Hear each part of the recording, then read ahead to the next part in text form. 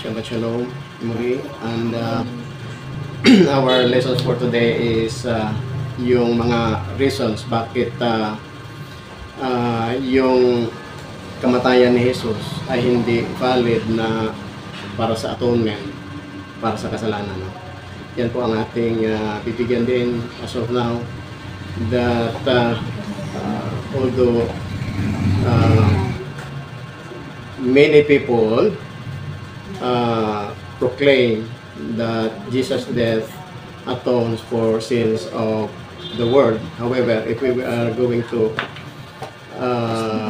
study the Tanakh, comparing it to the claims in the New Testament by many people, it will turn out that this is false, that is false. Okay. So, according to the Tanakh, which is our basis, one of our bases, and according to the halakha, the Jewish law or jurisprudence, this claim is tantamount to lie and falsehood. And number one that we are going to take up is that human sacrifice in the Torah is totally rejected. Ang paghahandog o pag-o-offer ng sangkatauhan o ng tao para sa kanilang Diyos, ito ay totally abhorrent. Ito ay ipinagbabawal po ito sa Torah. And in the New Testament, Jesus is being presented as a sacrifice, directly contradicts the Torah's teaching on what sacrifice or sacrifices are permissible. And so only specific kosher animals, ayon sa Torah, are being offered in the temple and never humans. Kailanman ay hindi nag-offer ng tao sa templo na at hindi inutos ng Creator. Okay?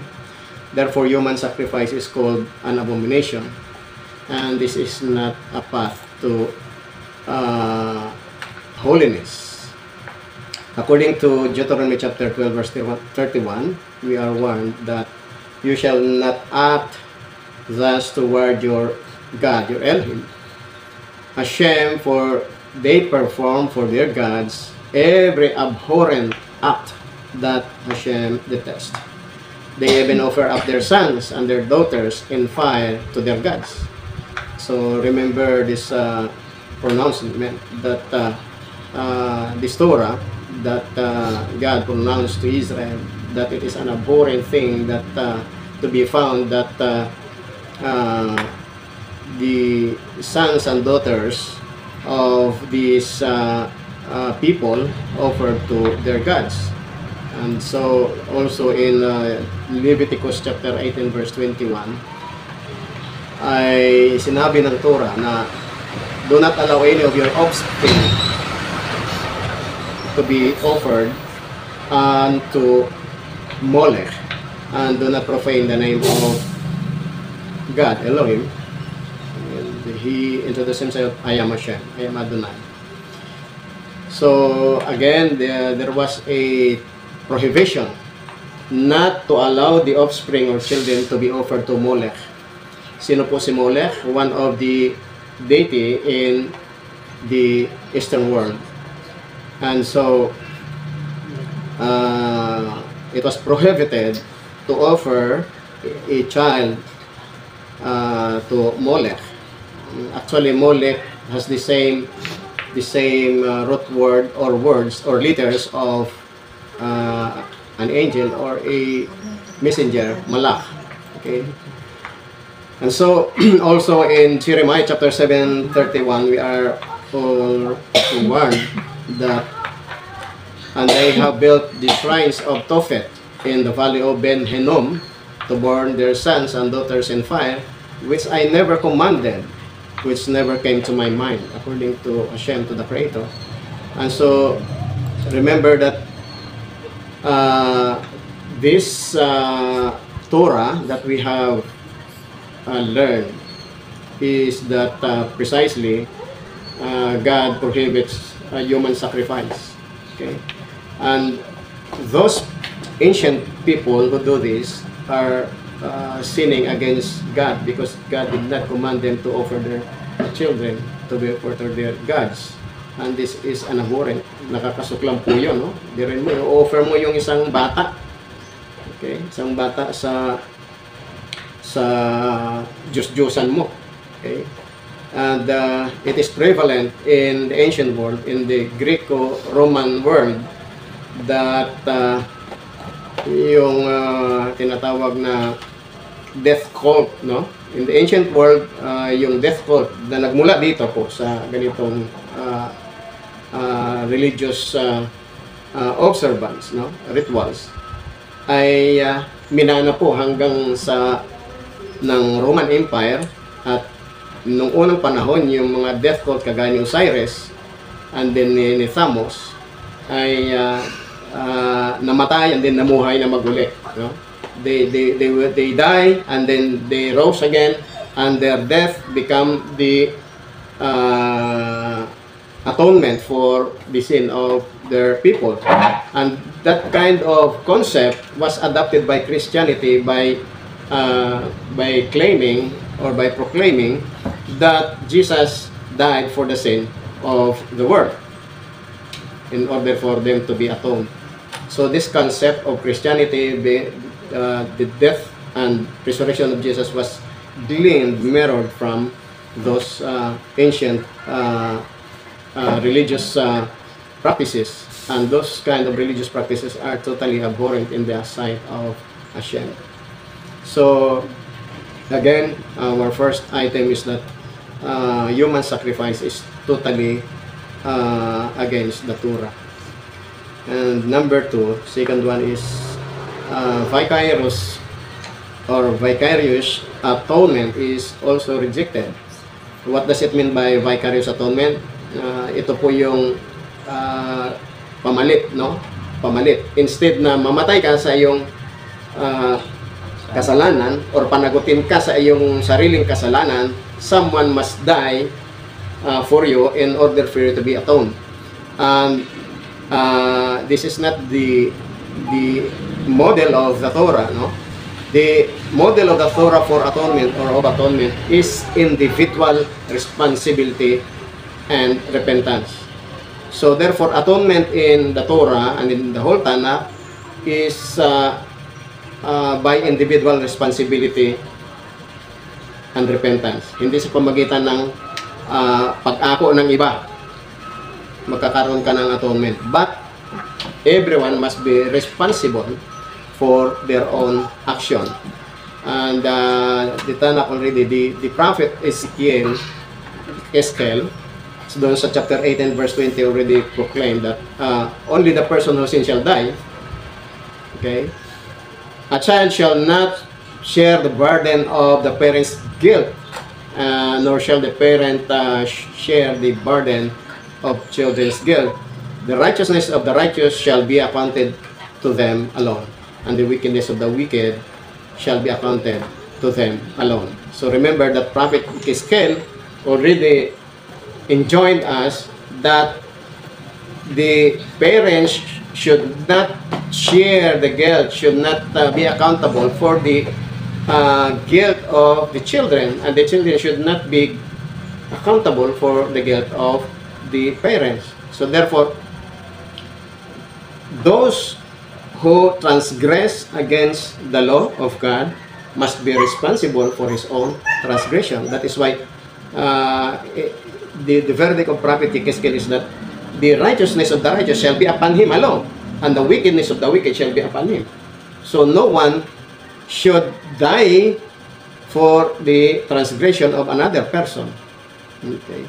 And therefore, Jesus' death on the cross that allegedly saves the whole world from their sins, that is totally inconvenient and totally against the Torah, against the Tanakh.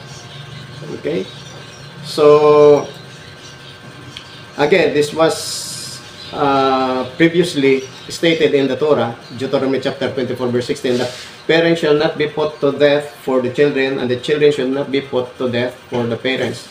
They shall each be put to death only for their own crime. Okay? So this is concerning the verdict that pertains to the transgressors. Ang ama daw hindi po pwedeng ilagay siya ay mamatay dahil sa kanyang anak, at ang anak hindi pwedeng mamatay ng dahil sa kanyang tatay. They shall each be put to death only for their own crime. Sa kanilang action, no? So meaning to say, this is a personal or individual responsibility. Hindi ito vicarious, kagaya ng sinasabi na ng mga Kristiyano na si Jesus ay namatay para sa ating kasalanan. Okay? So, kung namatay siya sa ating kasalanan o sa kasalanan ng buong mundo, bakit patuloy na nagkakasala ang buong mundo? Okay? Bakit kinakailangan pa nila mag-confess ng kanilang mga kasalanan kung si Jesus ay namatay para sa kanilang kasalanan? Okay? Wherefore the prophets emphasize that God desires a contrite heart. Kinakailangan mayroon siya talagang taos puso, no? Mayroon siyang malinis na puso at hindi blood ng tao. So ayon doon sa Hosea chapter 14 verse 3, in the absence of the temple, the prayers are sufficient enough as their offering to Hashem. And ganon din doon sa Micah chapter 6 verse 6 to 8, and then Psalms 51, during the time that David transgressed Hashem, he only need a contrite heart to repent. Okay? Without that repentance, King David will not be forced, will not be forgiven of his transgression. That is why even in the Torah, Leviticus chapter 5 verse 4 to 6, that before a Jew can offer an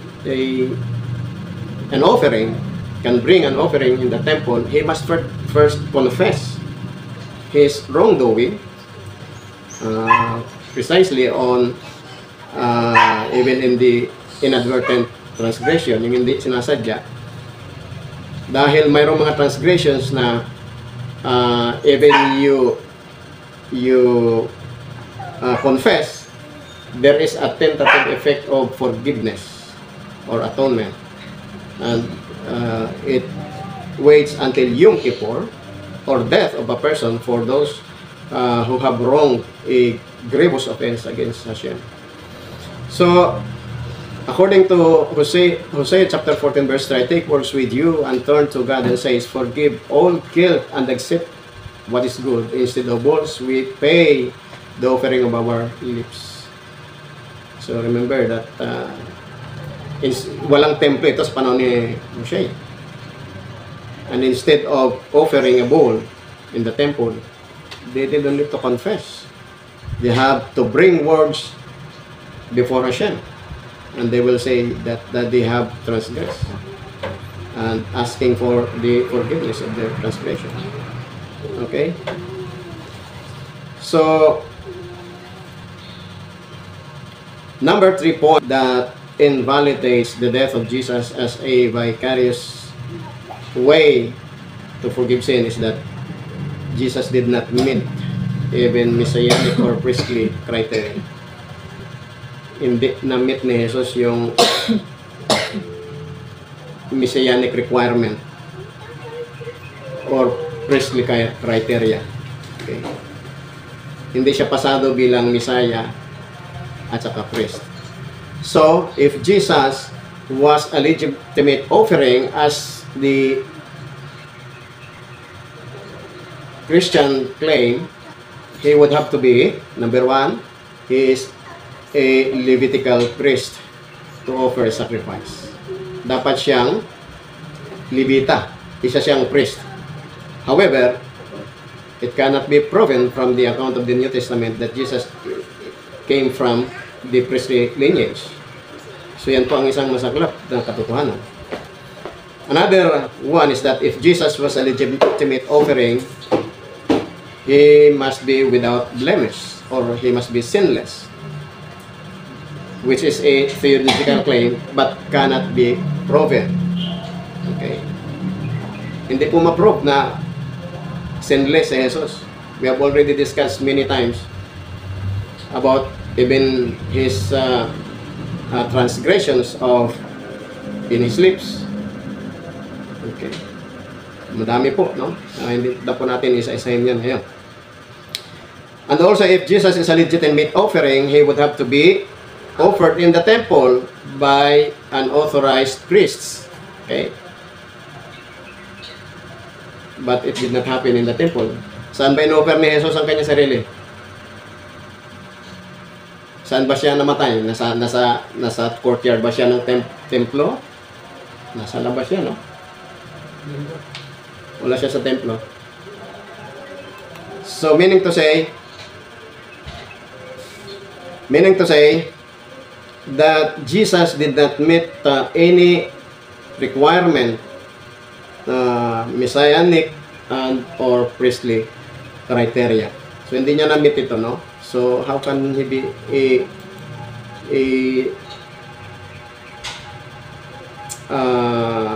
proper offering or what they call this? Legal offering based on the law. Okay? So, even the Christian claim that Jesus fulfilled the role of the Paschal Lamb. Tingnan po natin. No? Kasi sinasabi nila na si Jesus daw ang Kordero ng Diyos na nagalis ng kasalanan ng sanlibutan.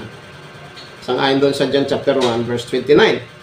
This is their claim that Jesus was the Paschal Lamb or the Paschal Lamb or the Passover Lamb. However, if we study the Torah concerning the Passover Lamb, okay, Passover Lamb was never a sin offering. Yung Passover Lamb, hindi po yon sin offering. Okay? Hindi po yan sin offering. Okay.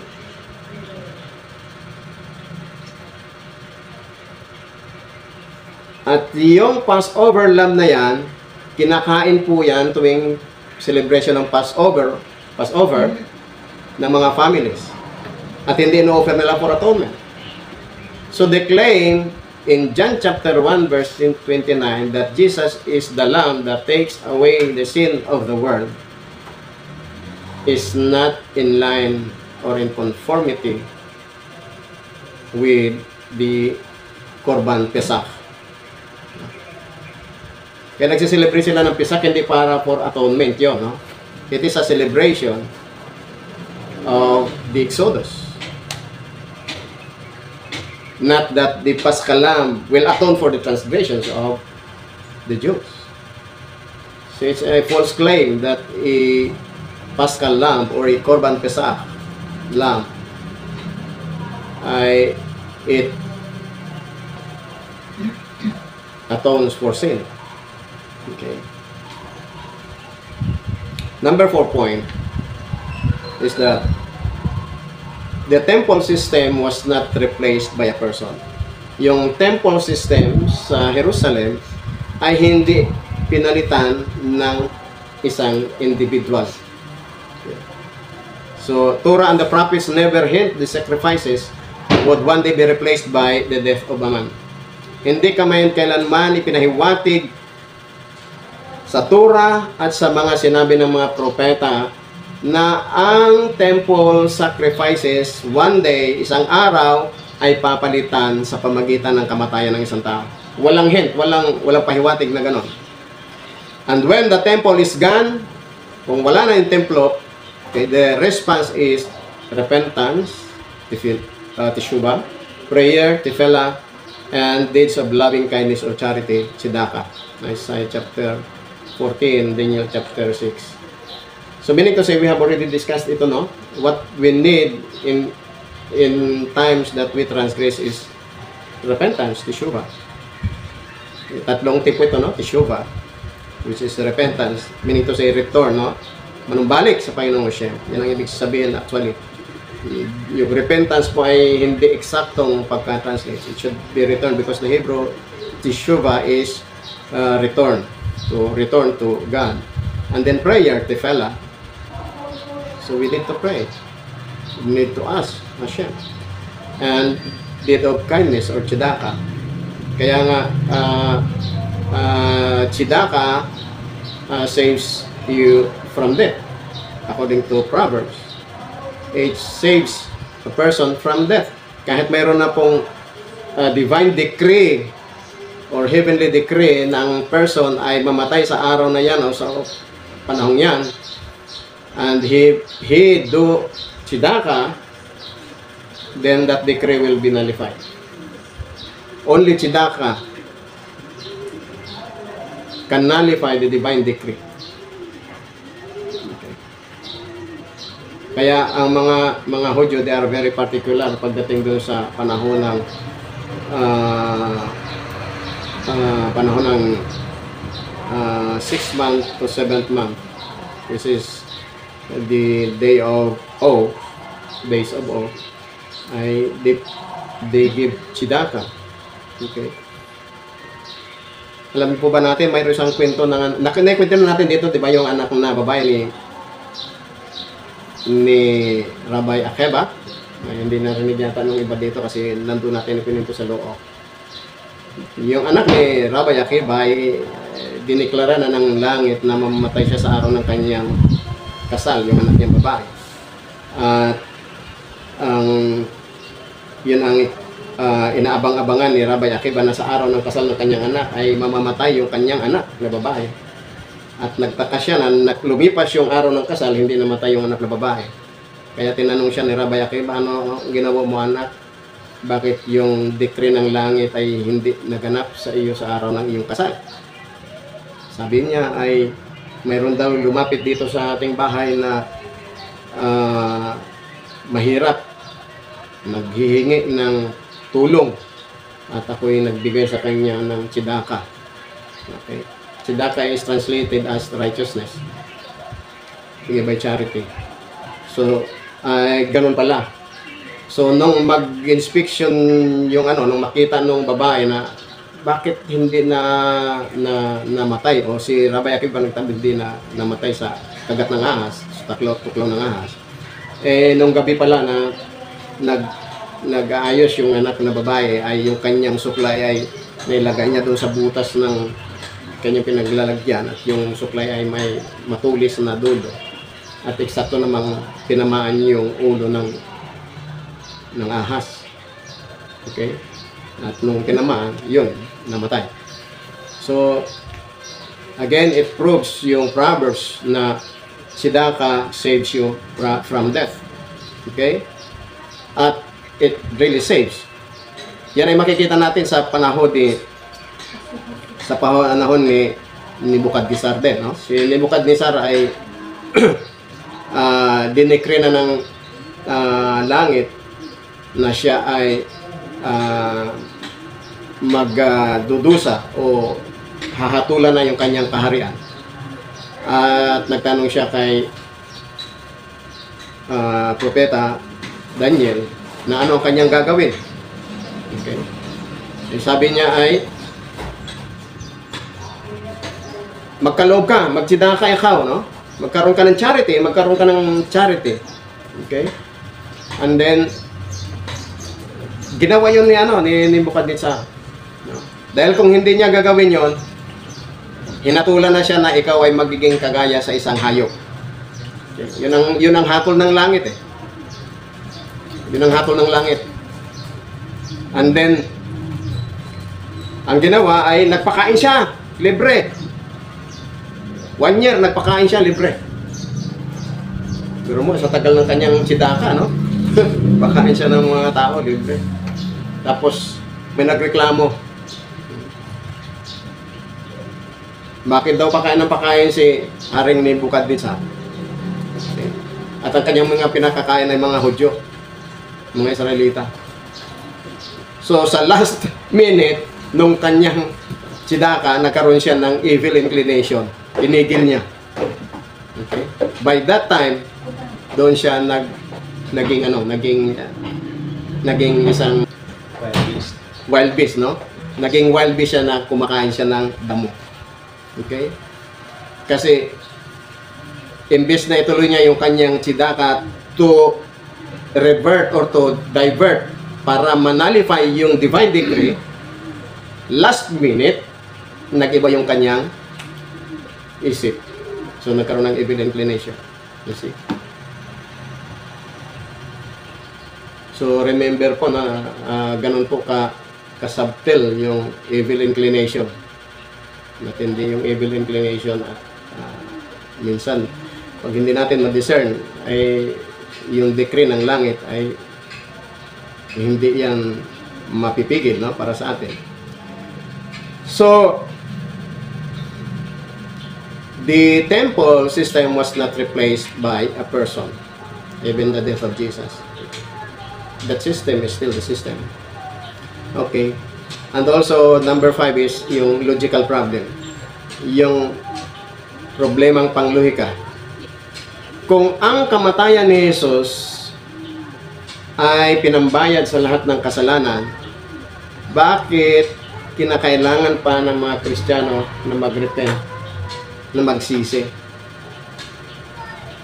Why is repentance still necessary in Christianity kung binayaran ni Jesus? At taon-taon sila ay nagninilay sa kapatawaran ng kasalanan. Okay. At kung sinagot na ni Jesus ang kabayaran ng kasalanan, bakit ang mga Kristiyano ay patuloy pa rin sa pagdurusa? Bakit? And then, bakit ang evil at ang kasalanan ay nagpapatuloy kung talagang binayaran na ni Jesus? Mayroon ngang sinasabi si Paul na tinalo na, ginapi na ang kalaban. Ang kalaban ay kamatayan. Ginapi na ng kamatayan ni Jesus. Pero bakit patuloy pa rin namamatay ang tao? So with all this logical problem and all the reasons that we have discussed, the claims for vicarious atonement totally collapses under these circumstances, theological and scriptural scrutiny. Therefore, our conclusion is that according to the eternal Torah of Hashem, the standard of the Torah, Jesus' death is not valid for atonement. Hindi po ito validong for atonement. Ito ay lumalabag sa mga kautusan ng Creator. Ito ay lumalabag sa nature of sacrifice. Ano ba? What is the nature of sacrifice? It's made of animals, not human. And it violates the requirement for personal repentance. And also, the Jewish understanding of the Messiah. So, itong claim na ito ay against the Torah. The claim that Jesus died for the sin of the world is against the Torah.